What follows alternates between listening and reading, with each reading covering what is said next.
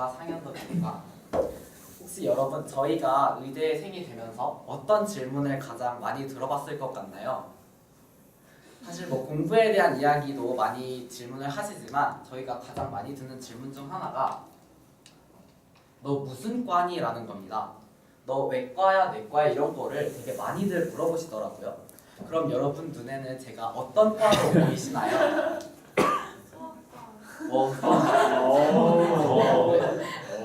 네, 저도 수학과에 가고 싶었던 꿈이 있었던 적도 있었습니다. 하지만 저는 아직 과가 없습니다.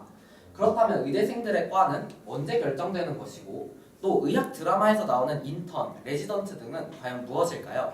오늘 제 발표를 통해서는 의대생들의 과가 언제 정해지는지와 일반의, 전공의, 전문의가 무엇인지 대략적으로 설명드리도록 하겠습니다. 가장 먼저 일반의입니다. 일반의는 의과대학을 졸업한 후에 의사 국가고시에서 합격을 해서 의사 면허를 취득한 사람을 얘기합니다. 일반의는 보통 수련을 받지 않은 의사들을 이야기하는데요. 일반의들은 통상 모든 과에 대한 진료가 가능합니다.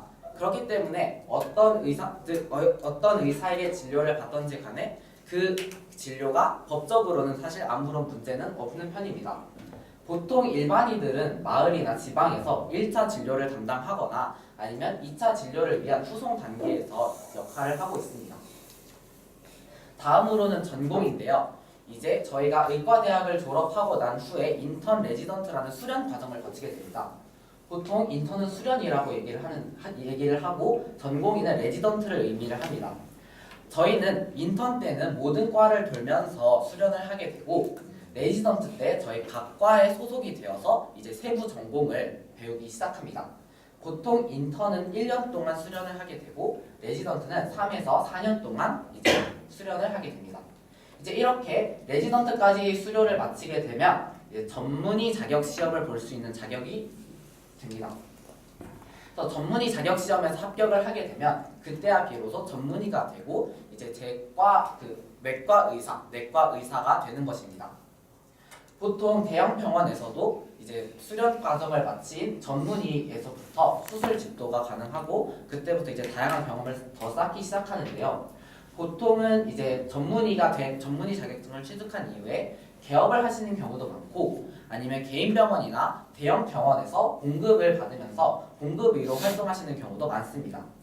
그리고 그냥 수련 병원에 남거나 해서 이제 더 연구를 하고 싶다 하면 펠로우라는 단계에 진입을 해서 이제 더 수련을 하게 되고 연구를 하게 되는 과정이 있습니다. 자, 이제 제가 여기서 이제 좀 하나 준비한 게 있는데요. 이제 되도록이면 여러분이 전공을 최대한 많이 공부했던 전문의에게 진료를 받고 싶어 하실 것입니다. 그렇다면 우리가 동네 병원에서 이 의사가 일반인지 전문인지 어떻게 구분을 할 수 있을까요? 가장 간단하게는 간판을 보면 됩니다. 의료법 시행규칙 제40조에 의하면 전문 과목을 삽입하여 표시할 수 있는 의사는 전문의 이상입니다. 제가 그림 2개를 준비해 봤는데요. 앞에 보시면 힘내라라는 병원의 이제 고유 명칭이 있고 이제 의원이라는 병원 종류 사이에 신경외과라는 전문 과목의 이름이 삽입되어 있습니다. 이 병원에서는 그럼 신경외과 전문의 의사 선생님이 진료를 하고 계신 것입니다. 반면에 오른쪽을 보시면 대성새마을금고라는 이제 저희 고등학교 앞에 있던 병원이었는데요. 대성새마을금고라는 이제 고유의 이름과 의원이라는 병원 종류 사이에 아무런 말이 없습니다. 이 말이 있을 경우에는 이 병원에서는 일반인 의사 선생님이 이제 진료를 하고 계실 확률이 높다는 것입니다. 네, 여기까지 이제 제가 준비한 발표고요.